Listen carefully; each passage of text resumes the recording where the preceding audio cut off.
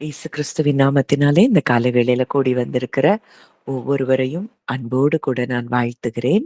இந்த நாளிலும் தேவன் அவருடைய அளவில்லாத ஆவியினால் அவர் நம்மை நிரப்பப் போகிறார். ஒவ்வொரு நாளும் ஆவியினால் நிரப்பப்பட்ட ஒரு வாழ்க்கை நாம் வாழும்படியாகத்தான் தேவன் இந்த பூமியில அவருடைய ஆவியானவரை நமக்காக அளவில்லாமல் அவர் தந்திருக்கிறார். இந்த ஆவியானவர் நமக்கு தந்திருக்கிறதன் நோக்கமே நாம் தேவ ஞானத்தை அடையும்படியாக, தேவ பலத்தை பெற்றுக்கொள்ளும்படியாக இந்த ஆவியானவரை தேவன் நமக்காக கொடுத்திருக்கிறார். அப்போ இன்றைக்கும் நம்ம இந்த ஆவியானவரை குறித்து சில காரியங்களை நம்ம தியானித்து பார்க்க போகிறோம். கடந்த நாட்கள்ல ஆவியானவர் எப்படி நம்மை சத்தியத்துக்குள்ளாக நடத்துகிறார், நம்மளை எப்படி கைட் பண்றாரு, நம்ம கூட அவர் எப்படி பேசுகிறார் அப்படின்னு பல காரியங்களை நம்ம தியானித்து பார்த்தோம். இந்த காலை வேளையில கூட நம்ம ஆவியானவரை குறித்து நாம் சில காரியங்களை நம்ம தியானிக்க போகிறோம். இதெல்லாவற்றையும் நமக்குள்ளே இருந்து நமக்காக நம்முடைய ஆவியானவர் அவர் தினம்தோறும் அனுதினமும் ஒவ்வொரு நொடி பொழுதும் நமக்காக அவர் நம்மோடு கூட இருந்து நமக்காக அவர் எல்லாவற்றையும் அவர் செய்கிறவர், நமக்காக வேண்டுதல் செய்கிறவர், நம்மை பலப்படுத்துகிறவர் என்பதை இன்றைக்கு நாம் பார்க்க போகிறோம். அப்போ இன்னைக்கு ஹோலி ஸ்பிரிட்டோடைய ஒரு ஆட்ரிபியூட்டா என்ன பார்க்க போகிறோம் அப்படின்னா, அந்த பரிசுத்த ஆவியானவர் நமக்காக வேண்டுதல் செய்கிறவராய் இருக்கிறார்.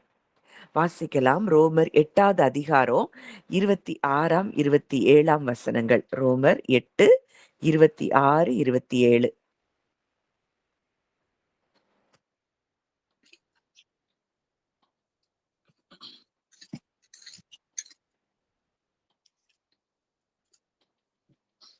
அந்தபடியே ஆவியானவரும் அந்த பலவீனங்களை நமக்கு உதவி செய்கிறார். நாம் ஏற்றபடி வேண்டிக் கொள்ள வேண்டிய என்னவென்ற அறியாமல் இருக்கிறபடியினால் ஆவியானவர் தாமே வாக்கு கடங்காத பெருமூச்சுகளோடு நமக்காக வேண்டுதல் செய்கிறார்.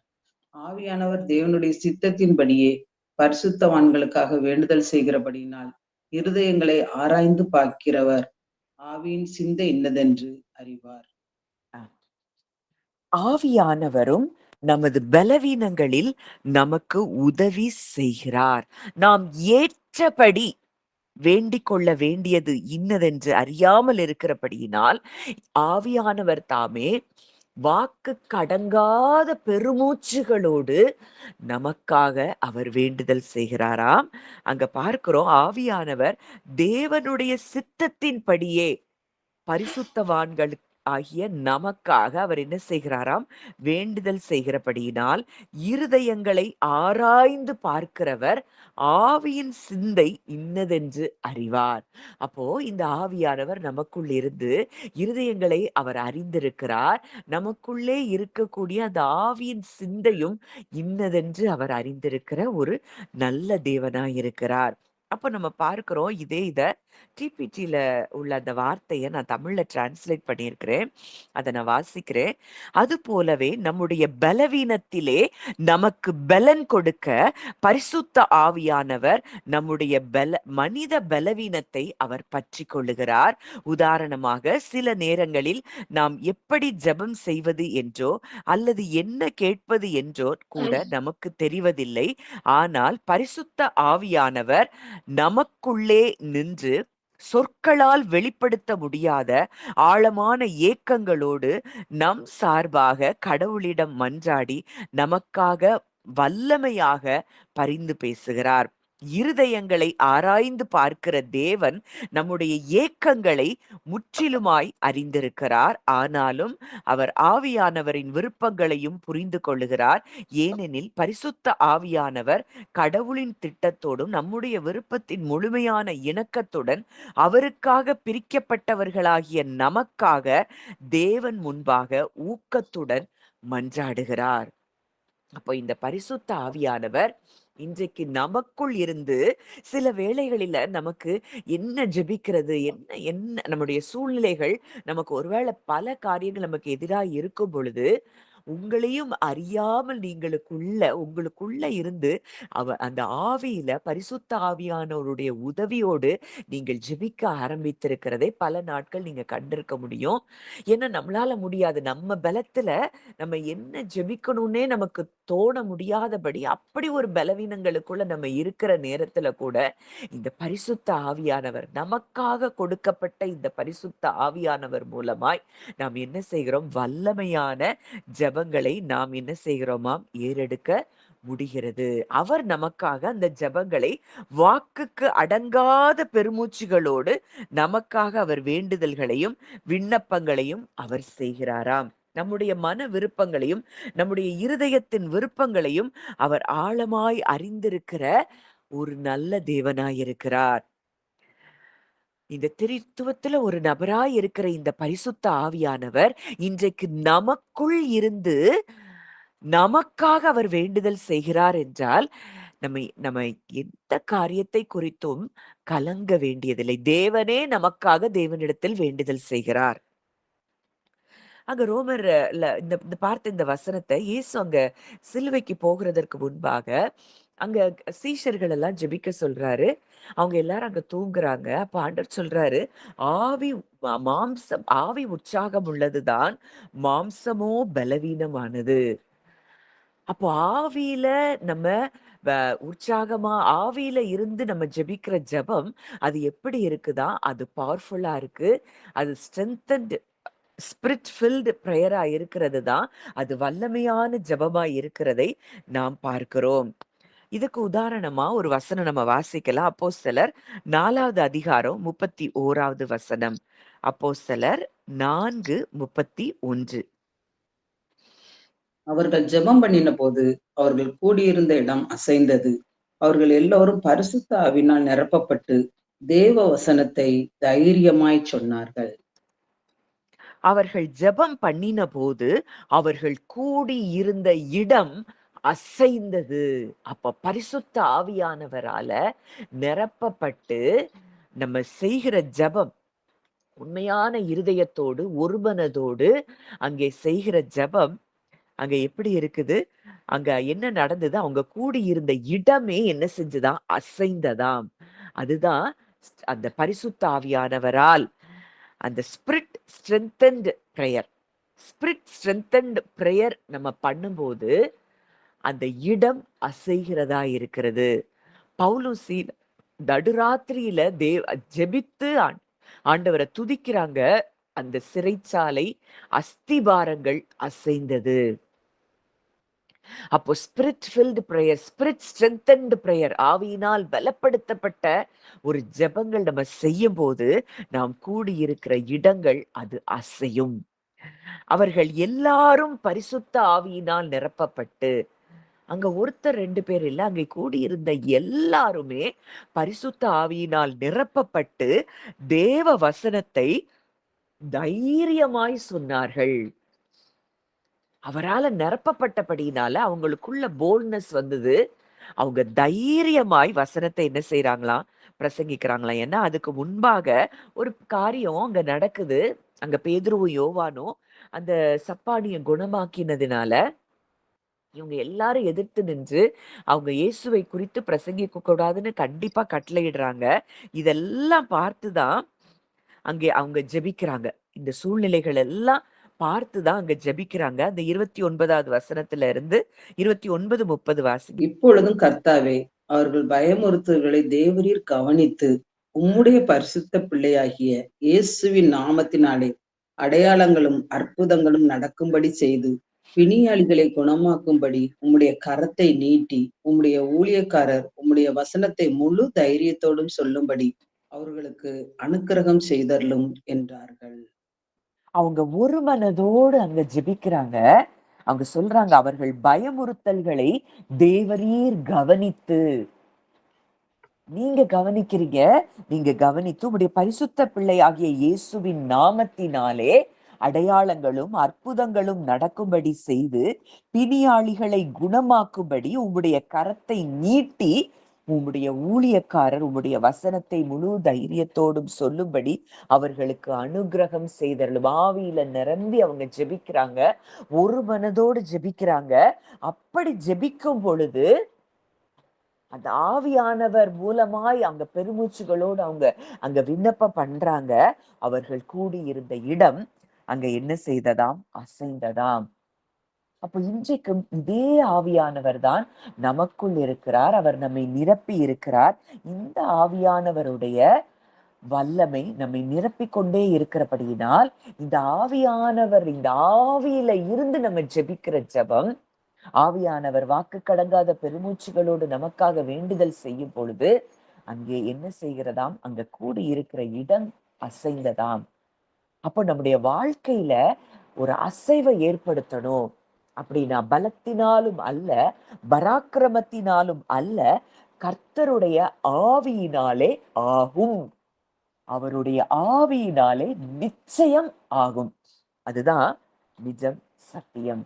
இன்னைக்கு வரைக்கும் நம்ம போராடி கொண்டு மாம்சத்துல ஜெபம் பண்ணி நம்ம கஷ்டப்பட்டுட்டு இருந்திருக்கலாம். இன்றிலிருந்து நம்ம ஸ்பிரிட்ல இருந்து ஃப்ரம் த ஸ்பிரிட் நம்ம ஜெபிக்க ஆரம்பிக்கும் பொழுது நம் வாழ்க்கையில் நிச்சயமான மாற்றங்கள் ஏற்படும். ஆவியானவர் நம்முடைய விருப்பங்களை அறிந்து அவர் நமக்குள் இருந்து அவர் என்ன செய்கிறாராம்? வேண்டுதல் செய்கிறாராம். இப்ப அடுத்ததா நம்ம பார்க்க போறது மிக முக்கியமான காரியம். நம்ம வேதத்துல கன்விக்ஷன், உணர்த்துகிற காரியம். இந்த ஆவியானவர் நமக்குள் இருந்து சில காரியங்களை அவர் உணர்த்துகிறார். அது என்ன காரியங்களை அவர் உணர்த்துகிறார்? யோவான் 16வது அதிகாரம் 8வது வசனத்துல இருந்து வாசிங்க ஆண்டி. யோவான் 16:8. 8ல இருந்து வாசி. அவர் வந்து பாவத்தை குறித்தும் நீதியை குறித்தும் நியாய தீர்ப்பை குறித்தும் உலகத்தை கண்டித்து உணர்த்துவார். அவர்கள் என்னை விசுவாசப்படியினால் பாவத்தை குறித்தும் நீங்கள் இனி என்னை காணாதபடிக்கும் நான் என் பிதாவினிடத்தில் போகிறபடியினால் நீதியை குறித்தும் இந்த உலகத்தின் அதிபதி நியாயம் தீர்க்கப்பட்டதினால் நியாய தீர்ப்பை குறித்தும் கண்டித்து உணர்த்துவார். இங்க தமிழ் பைபிள்ல இப்படி கண்டித்து உணர்த்துவா. கண்டித்து அப்படின்ன உடனே நமக்கு எல்லாருக்கும் என்ன வருது? ஒரு பயம் வருது. ஆக்சுவலா அவர் நமக்குள்ள இருந்து அவர் சில காரியங்களை உணர்த்துகிறார். என்ன உணர்த்துகிறார்?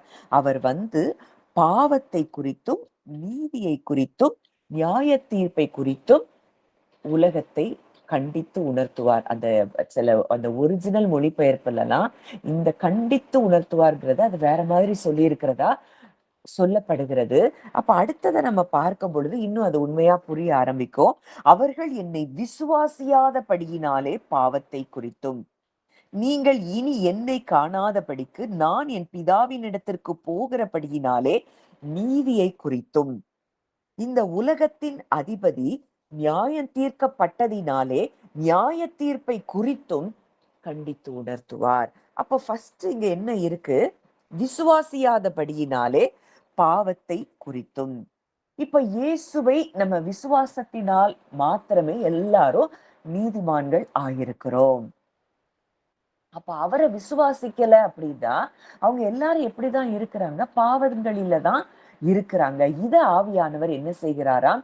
உள்ளிருந்து உணர்த்துகிறவரா இருக்கிறார். இன்னைக்கு நம்ம எல்லாரும் இயேசு கிறிஸ்துவை ஏற்றுக்கொண்டு இருக்கிறோம்னா அவர் இந்த பரிசுத்த ஆவியானவர் நமக்குள் இருந்து அவர் உணர்த்தினபடியினாலதான் நம்ம இன்றைக்கு தேவனை ஏற்றுக்கொண்டு இருக்கிறோம். இயேசு கிறிஸ்துவை நாம் விசுவாசிக்கிறோம். நம்மையும் அறியாமல் நமக்குள் இருந்து பரிசுத்த ஆவியானவர் செய்த செயல்தான் இந்த செயல். அப்போ என்னை விசுவாசியாதபடியினாலே பாவத்தை குறித்தும், அதுல இங்கிலீஷ்ல எப்படி கொடுத்திருக்குன்னா, sin because they refuse to believe in who I am. நான் யார் என்பதை அவர்கள் ஏற்றுக்கொள்ள மறுத்ததினால் அவங்க எப்படி இருக்கிறாங்க? பாவத்துல இருக்கிறாங்க. God's righteousness. அடுத்த வசனம் பார்க்கும் பொழுது, நீங்கள் இனி என்னை காணாதபடிக்கு நான் என் பிதாவினிடத்திற்கு போகிறபடியினாலே நீதியை குறித்தும். அப்போ இங்க நீதி கிறிஸ்துவின் மூலம் நமக்கு என்ன கொடுக்கப்பட்டிருக்கிறது? தேவ நீதி கொடுக்கப்பட்டிருக்கிறது. இத சொல்லி கொடுக்கிறாரு. இத உலகத்துல இருக்கும் போதே சீஷர்களுக்கு அவர் அங்க சொல்றாரு, இனி நான் பிதாவினிடத்திற்கு போயிருவேன். போன பிறகு என்னுடைய நீதி உங்களுக்கு என்ன செய்து கொடுக்கப்பட்டிருக்கு. சிலுவையில உங்க பாவங்களை நான் ஏற்றுக்கொண்டபடியினாலே என்னுடைய நீதியை நான் உங்களுக்கு கொடுக்கிறேன் அப்படின்னு சொல்லி அங்கே மறைமுகமாய் இயேசு கிறிஸ்து அந்த காரியங்களை அவர்களுக்கு சொல்லுகிறார். அடுத்ததா பார்க்கிறோம், இந்த உலகத்தின் அதிபதி நியாயம் தீர்க்கப்பட்டதினாலே நியாய தீர்ப்பை குறித்தும் கண்டித்து உணர்த்துவார். அப்போ ஜட்ஜ்மெண்ட், அதாவது சாத்தான் என்ன செஞ்சான், அவன் உலகத்தின் அதிபதி அவன்தான். அவன் என்ன செஞ்சிட்டானா, கிறிஸ்து மரித்து உயிர்த்தெழுந்த பொழுதே அவன் நியாயம் தீர்க்கப்பட்டிருக்கிறான். இதுல 3 காரியம்: sin, righteousness, judgment. பாவம், நீதி, ஜட்ஜ்மெண்ட், நியாய தீர்ப்பு. இந்த 3 இருக்கு. இந்த 3 நபர்களோடு கூட தொடர்புடையதா இருக்கு. நல்லா கவனிக்கணும். இந்த 3 நபர்களோடு தொடர்புடையதா இருக்கு. பாவம், நீதி, நியாய தீர்ப்பு. இந்த பாவம் அப்படிங்கிறது யாரோட தொடர்புல நமக்குள்ள வந்தது அப்படின்னா, வாசிக்கலாம். ரோமர் 5வது அதிகாரம் 12வது வசனம். ரோமர் 5:12.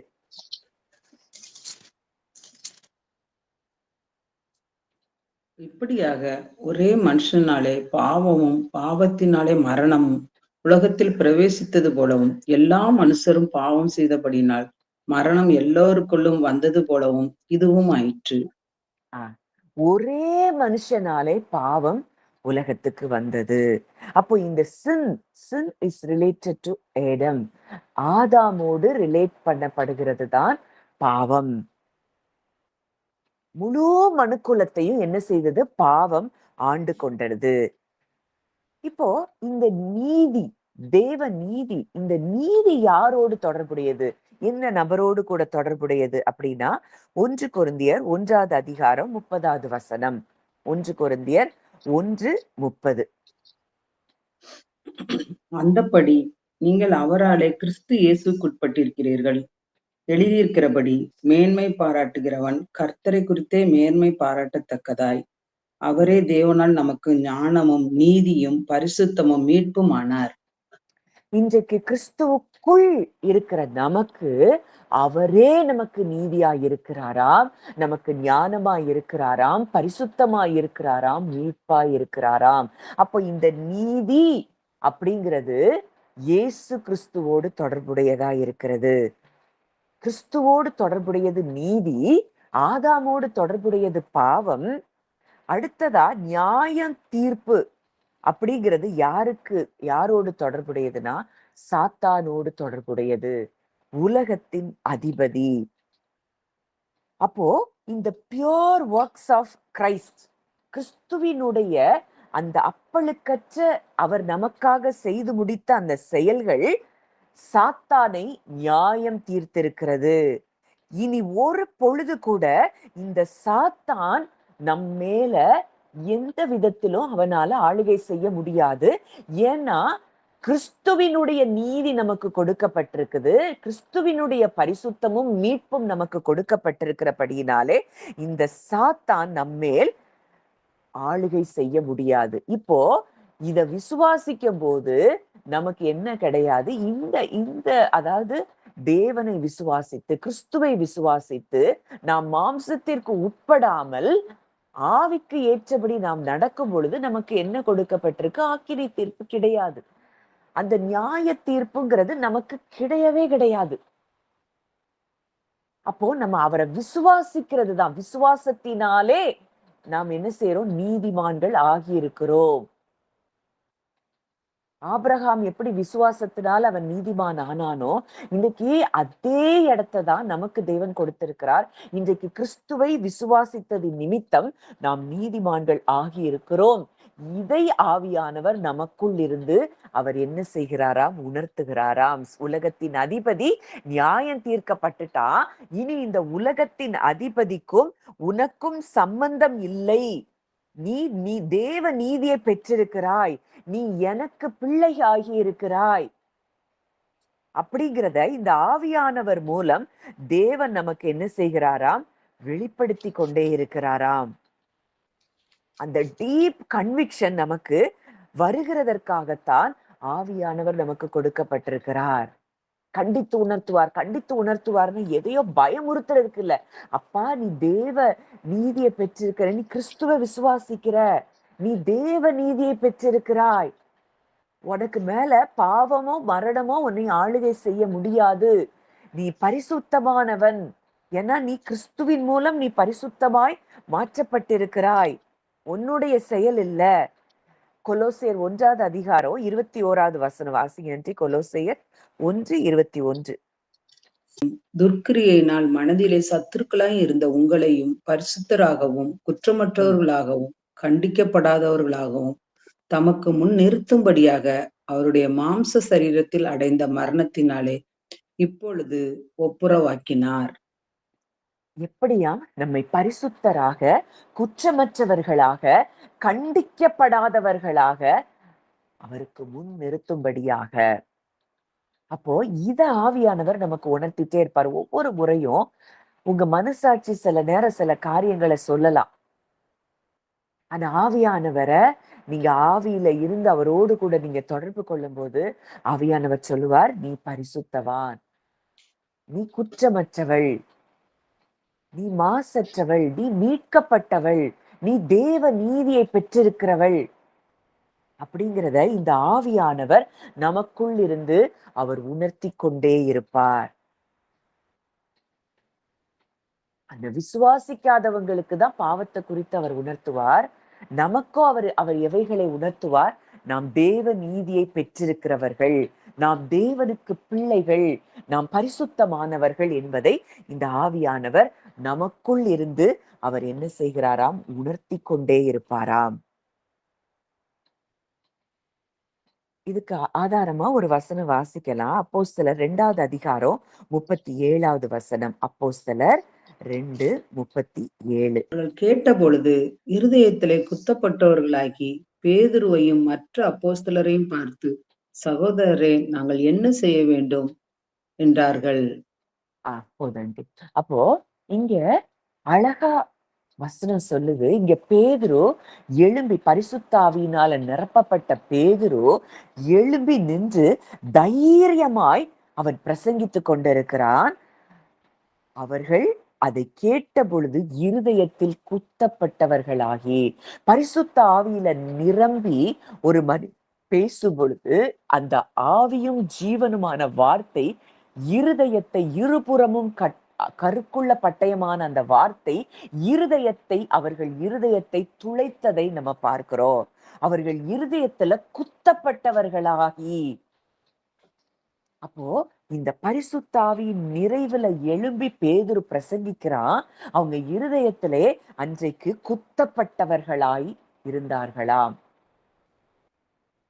அப்போ அவர்கள் விசுவாசியாதபடியினாலே பாவத்தை குறித்தும் அவர் இயேசு கிறிஸ்துவை பற்றி அங்க சொல்ல சொல்ல சொல்ல சொல்ல அவங்க இருதயம் என்ன செய்து குத்தப்படுது. ஏன்னா அவருடைய வார்த்தை இருபுறமும் கருக்குள்ள பட்டயம். பேதுருவையும் மற்ற அப்போஸ்தலரையும் பார்த்து, சகோதரரே நாங்கள் என்ன செய்ய வேண்டும்? உடனடியா அங்க அப்போ பெந்தைகோஸ்தே நாள்ல ஆவியானவர் ஊற்றப்படுறாரு. ஆவியானவர் ஊற்றப்படுற அந்த நேரத்துல அந்த அந்த சமயத்துல ஜனங்கள் அங்க கூடி வர்றாங்க. அந்த நேரத்துல பேதுரு எழும்பி பிரசங்கிக்கிறாரு. பிரசங்கித்த உடனேயே அவர்கள் இருதயம் குத்தப்படுகிறது. அப்போ இந்த பரிசுத்த ஆவியானவர் உள்ளிருந்து உணர்த்துகிறார். அவங்க இருதயம் ஏன் குத்தப்படுது? அந்த வசனம் உள்ள போன உடனே அங்க பரிசுத்த ஆவியானவரை அவங்க அவங்க அந்த வார்த்தையின் மூலம் அவங்க ரிசீவ் பண்ணி அந்த பரிசுத்த ஆவியானவருடைய உதவியோடு கூட அவங்க உணர்த்தப்படுகிறார்கள். அதனாலதான் ஆஹ் அங்க கேக்குறாங்க, சகோதரரே நாங்கள் என்ன செய்ய வேண்டும்? அப்ப பேதுரு சொல்றாரு, பாவ மன்னிப்புக்கென்று நீங்கள் ஞானஸ்நானம் பெற்றுக்கொள்ளுங்கள், பரிசுத்தாவியின் வரத்தை பெற்றுக்கொள்ளுங்கள் அப்படின்னு பேதுரு சொல்றாரு. அன்றைக்கு மாத்திரம் எத்தனை பேர் ரட்சிக்கப்பட்டாங்க? 3000 பேர் ரட்சிக்கப்பட்டாங்கன்னு சொல்லி நம்ம பார்க்கிறோம். அப்போ எவ்வளவு தூரம் பரிசுத்த ஆவியானவர் அவர் நம்முடைய ரட்சிப்புக்குள்ளேயும் அவர் வேலை செய்கிறார். நம்முடைய ரட்சிப்பு நிறைவேறும்படியாய், நாம் ரட்சிப்புல முழுமை அடையும்படியாய் அவர் நமக்குள் இருந்து அவர் வேலை செய்கிறார் என்பதை நாம் அறிந்து கொள்ள வேண்டும். அப்போ அந்த அவர் பிரசங்கம் பண்ணின அந்த வார்த்தை பரிசுத்த ஆவியினால நிரம்பி அவர் பேசின அந்த வார்த்தைகள் அவ்வளவு பவர்ஃபுல்லா இருந்ததை பார்க்கிறோம். ஒவ்வொரு இருதயத்தையும், அங்க கூடியிருந்த ஒவ்வொருவருடைய இருதயத்தையும் அது துளைத்து சென்றதை நம்ம பார்க்கிறோம். அப்போ இப்படிப்பட்ட பரிசுத்த ஆவியானவரை இன்றைக்கு நாம் நமக்குள்ளே பெற்றிருக்கிறோம். இந்த ஆவியானவர் நமக்குள் இருந்து நமக்காக அவர் வேண்டுதல் செய்து கொண்டே இருக்கிறார். நமக்குள்ளே இருந்து நாம் நீதிமான் என்பதை நமக்கு உணர்த்தி கொண்டே இருக்கிறார்.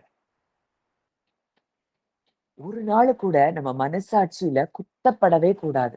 இன்னைக்கு கிறிஸ்துவுக்குள்ள நம்ம புது சிருஷ்டிகளாய் இருக்கிறோம். பழையவைகள் முற்றிலுமாய் ஒளிந்து போயிற்று. அப்போ நம்ம பார்த்தோம், holy spirit intercedes for us. அவர் நமக்காக வேண்டுதல் செய்கிறவராய், நமக்குள்ளே இருந்து நாம் நீதிமான் என்கிற அந்த காரியங்களை நமக்குள்ளே இருந்து அவர் நமக்கு உணர்த்துகிறவராய் நமக்கு இருக்கிறார். அடுத்ததா ஒன்று பார்த்து முடிப்போம். இந்த பரிசுத்த ஆவியானவர் மூலமாகத்தான் நாம் ஞானத்தை பெற்றுக்கொள்கிறோம். வாசிக்கலாம். 1 கொரிந்தியர் 2வது அதிகாரம் 12வது வசனம். 1 கொரிந்தியர் 2:12.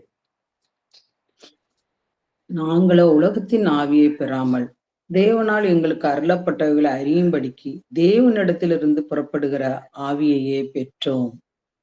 நாங்களோ உலகத்தின் ஆவியை பெறாமல். இந்த உலகத்தின் ஆவி ஒண்ணு நல்லா புரியணும். இந்த உலகத்தின் ஆவி எதோடு சம்பந்தப்பட்டதுன்னா 5 சென்சஸோட சம்பந்தப்பட்டது.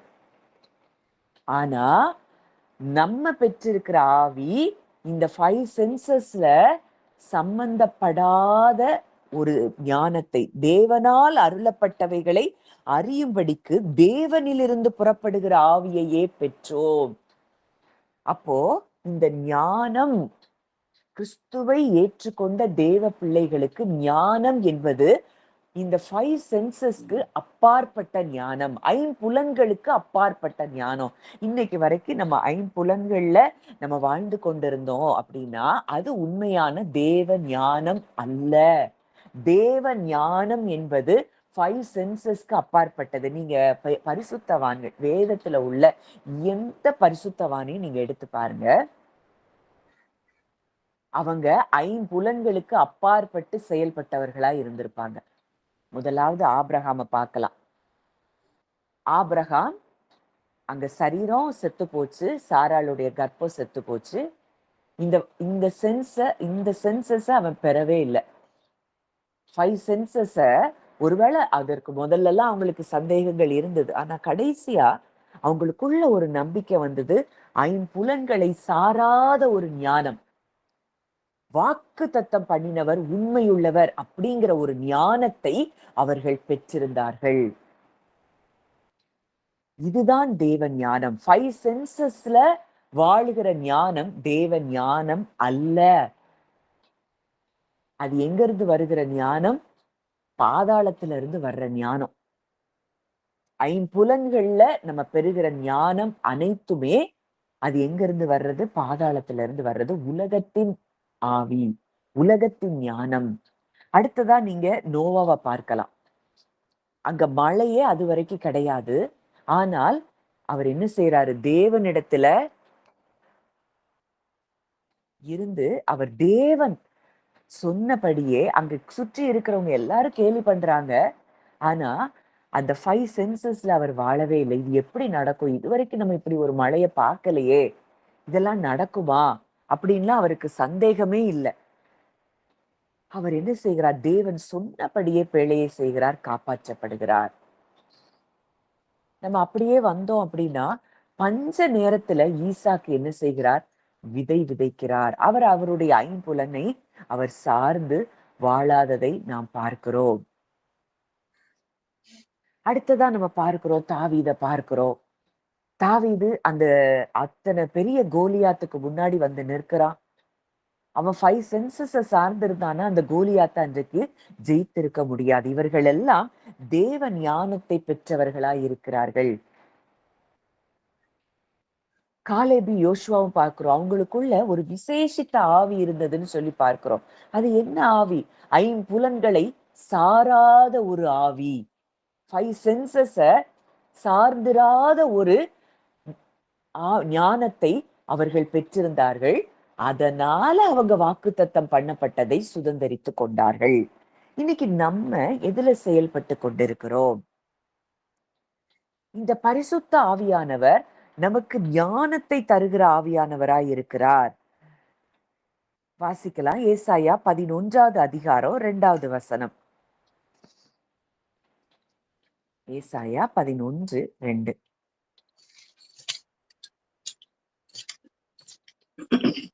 ஞானத்தையும் உணர்வையும் அருளும் ஆவியும், ஆலோசனையையும் பலனையும் அருளும் ஆவியும், அறிவையும் கர்த்தருக்கு பயப்படுகிற பயத்தையும் அருளும் ஆவியும் ஆகிய கர்த்தருடைய ஆவியானவர் அவர்கள் மேல் தங்கியிருப்பார். ஞானத்தையும் உணர்வையும் அருளும் ஆவி. இந்த ஸ்பிரிட், 7 ஸ்பிரிட்ஸ் நம்ம பார்க்கிறோம். இந்த பரிசுத்த ஆவியானவருக்குள்ள இத்தனை ஆவி இருக்கிறது. ஞானத்தையும் உணர்வையும் அருளும் ஆவி. அப்ப இது என்ன ஞானம்? நான் இப்ப சொன்ன மாதிரி ஐம்புலன்களை சார்ந்து வாழாமல் முற்றிலுமாய் தேவனை சார்ந்து வாழக்கூடிய, தேவனை பற்றி அறிகிற அறிவை அறியக்கூடிய, அறியச் செய்கிற ஞானம். இதைத்தான் நாம் நம்முடைய ஆவியிலே பெற்றிருக்கிறோம். The spirit of wisdom and understanding. எதற்காக இந்த ஞானம் நமக்கு கொடுக்கப்படுகிறது ஆவியானவர் மூலமாய் அப்படின்னா, வாசிக்கலாம். எபேசியர் 1வது அதிகாரம் 17வது வசனம். எபேசியர் 1:17. நம்முடைய கர்த்தராகிய இயேசு கிறிஸ்துவின் தேவனும் மகிமையின் பிதாவுமானவர் தம்மை நீங்கள் அறிந்து கொள்வதற்காகன ஞானத்தையும் தெளிவையும் அளிக்கிற ஆவியை உங்களுக்கு தந்தருள வேண்டும் என்று. அடுத்து அந்த ஃபுல்லா அந்த பிரேயரை வாசித்திருங்க. தாம் நம்மை அழைத்ததினாலே நமக்கு உண்டாயிருக்கிற நம்பிக்கை இன்னதென்றும், பரிசுத்தவான்களிடத்தில் நமக்கு உண்டாயிருக்கிற சுதந்திரத்தினுடைய மகிமையின் ஐஸ்வர்யம் இன்னதென்றும், நாம் கிறிஸ்துவை மரித்தோரிலிருந்து எழுப்பி அவரிடத்தில் நடப்பித்த தமது பலத்த சத்துவத்தின் வல்லமையின்படியே விசுவாசிக்கிறவர்களாகிய நம்மிடத்தில் காண்பிக்கும் நம்முடைய வல்லமையின் மகா மேன்மையான மகத்துவம் என்னதென்றும் நீங்கள் அறியும்படிக்கு அவர் உங்களுக்கு பிரகாசமுள்ள மனக்கண்களை கொடுக்க வேண்டும் என்றும் வேண்டிக் கொள்கிறேன். இங்க அழகா பவுல் ஒரு ஜெபம் செய்கிறார் எபேசு சபைக்கு. இந்த இந்த பிரேயரை நீங்க கவனமா ஒவ்வொரு நாளும் நீங்க ஜெபிக்கும் பொழுது அவரை அறிகிற அறிவுல நம்ம நிச்சயமாய் வளர முடியும். வசனம் தெளிவா சொல்லுது, நம்முடைய கர்த்தராகிய இயேசு கிறிஸ்துவின் தேவனும் மகிமையின் பிதாவுமானவர் தம்மை நீங்கள் அறிந்து கொள்வதற்கான ஞானத்தையும் தெளிவையும் அளிக்கிற ஆவியை உங்களுக்கு தந்தருள வேண்டும் என்று. அப்போ இந்த ஞானத்தையும் தெளிவையும் அளிக்கிற ஆவி நமக்கு எதுக்கு பிதாவானவர் கொடுக்கிறார்னா, அவரை பற்றி நாம் அறிந்து கொள்ளும்படி. அவரை பற்றி நம்ம அறிந்து கொண்டோம் அப்படின்னா இந்த ஐம்புலன்கள்ல நம்ம வாழவே மாட்டோம். அத்தனை வேதத்துல உள்ள எந்த பரிசுத்தவான்களை எடுத்தாலும் அவங்க ஐம்புலன்களை சாராதவர்களாய்த்தான் வாழ்ந்தார்கள். இந்த புதிய ஏற்பாட்டு பரிசுத்தவான்களை பார்த்தாலும் பழைய ஏற்பாட்டு பரிசுத்தவான்களை பார்த்தாலும் ஜெயம் பெற்றவர்கள் அனைவருமே அவங்க எதை சார்ந்து வாழல, 5 சென்சஸை சார்ந்து வாழாதவர்களாதான் இருந்தாங்க. அப்போ இந்த ஞானத்தை தரும்படியாகத்தான் இன்றைக்கு பரிசுத்த ஆவியானவர் நம்மோடு கூட இருக்கிறார். பிதாவை அறிந்து கொள்ளும்படியாக ஞானத்தையும் தெளிவையும் அளிக்கிற ஆவி. அடுத்ததா பார்க்கிறோம், தாம் நம்மை அழைத்ததினாலே நமக்கு உண்டாயிருக்கிற நம்பிக்கை. நம்மள இன்னைக்கு அவர் அழைச்சிருக்கிறார். இந்த இடத்துல வந்திருக்கிற ஒவ்வொருவரையும், இதை கேட்கிற ஒவ்வொருவரையும் அவர் அழைத்திருக்கிறார்னா நமக்கு ஒரு நம்பிக்கை இருக்குது.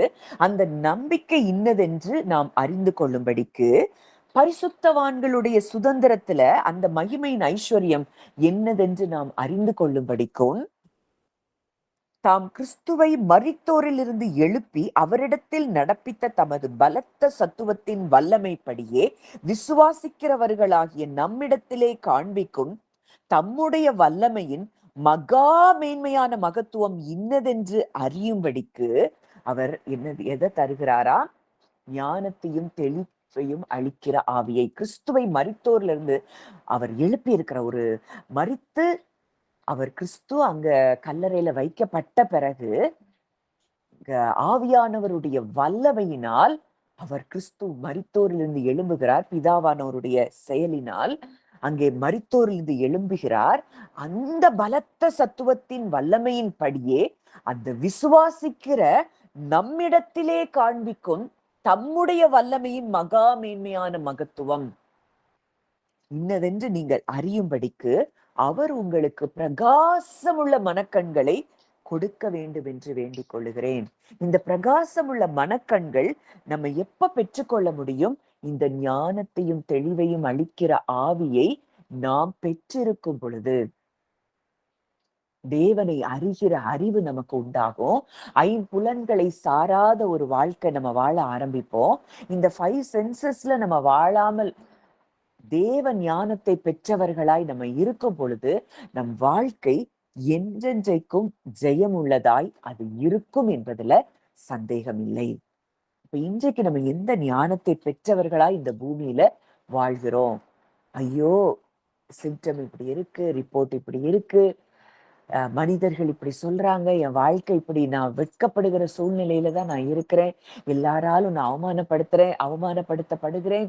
இப்படி 5 சென்சஸ்ல மனிதர்களை குறித்தே நம்ம சிந்தித்து கொண்டு அதையே தியானித்து கொண்டு இருந்தோம்னா நாம் என்ன செய்ய முடியாது? ஜெயமுள்ள ஒரு வாழ்க்கை வாழ முடியாது. இந்த 5 சென்சஸ் இதை எப்போ நம்ம ஓய பண்ணுகிறோமோ, இந்த 5 சென்சஸ்ல இருந்து நம்ம வெளிவரும்படியாகத்தான் பரிசுத்த ஆவியானவர் நமக்கு கொடுக்கப்பட்டிருக்கிறார். இந்த பரிசுத்த ஆவியானவர் நமக்கு ஞானத்தை அளிக்கிற ஆவியானவராய் இருக்கிறார். நீங்க ஒருவேளை ஒரு 5 சென்சஸ்ல நீங்க செயல்படும்படி உங்க எண்ணங்கள்ல ஏதோ ஒரு காரியம் வந்ததுன்னா உடனே இந்த பரிசுத்த ஆவியானவரிடத்துல போகும் பொழுது அவர் உங்களுக்கு ஞானத்தை அளிக்கிற ஆவியாய், பிதாவை குறித்ததான அறிவை உங்களுக்கு தருகிறவராய் அவர் இருக்கிறார்.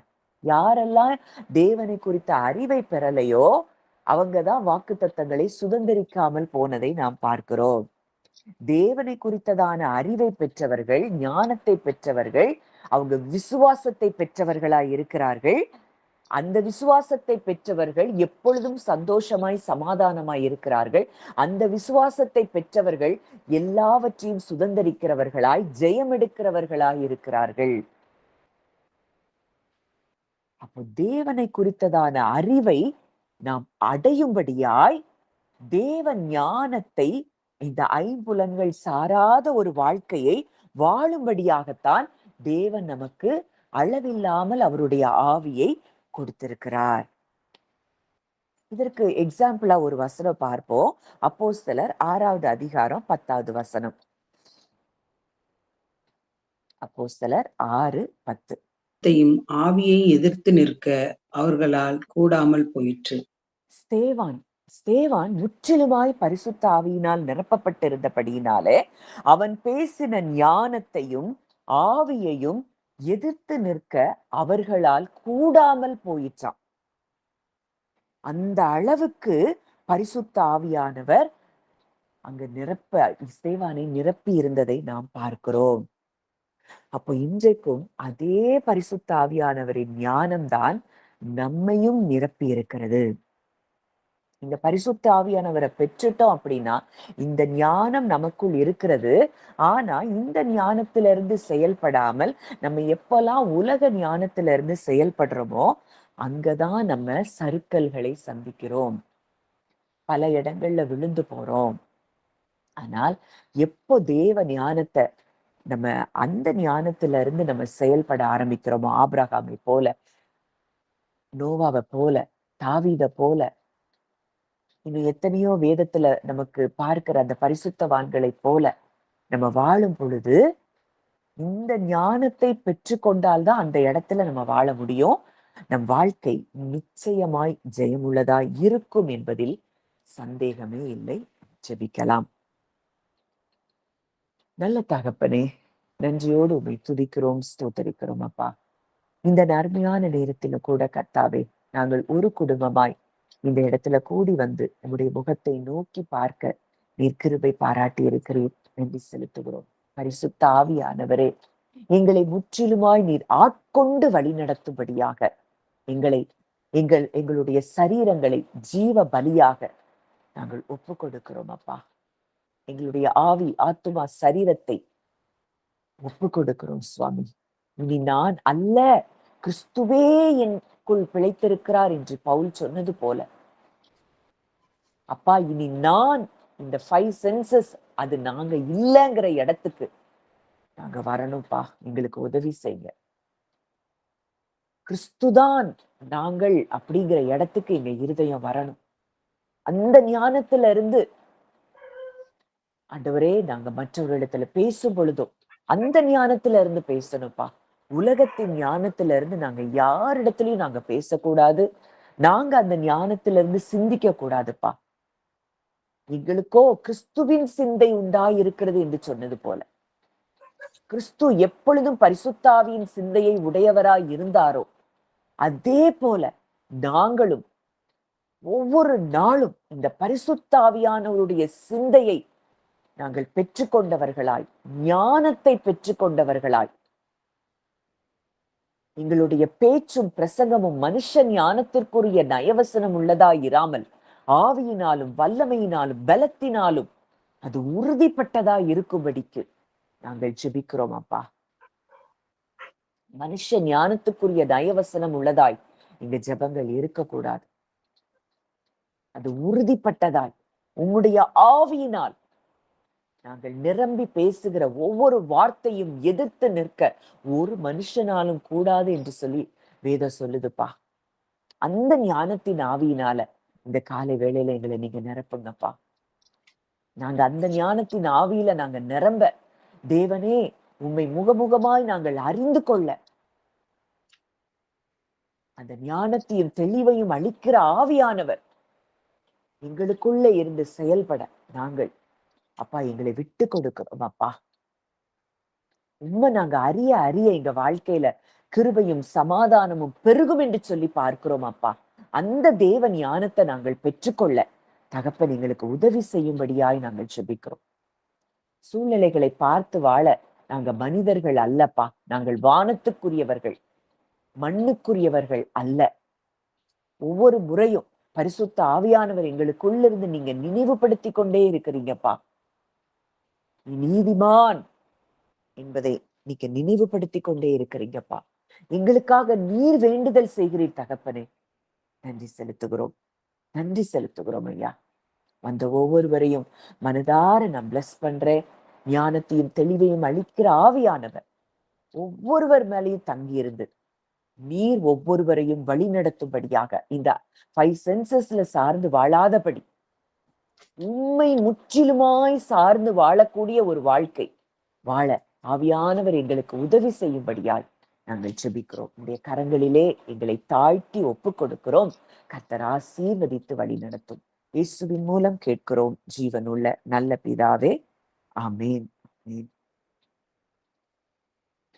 தேங்க்யூ.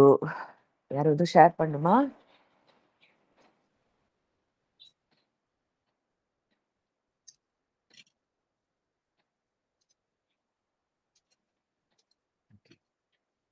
இந்த வார்த்தைகளை நீங்க தொடர்ந்து தியானிங்க.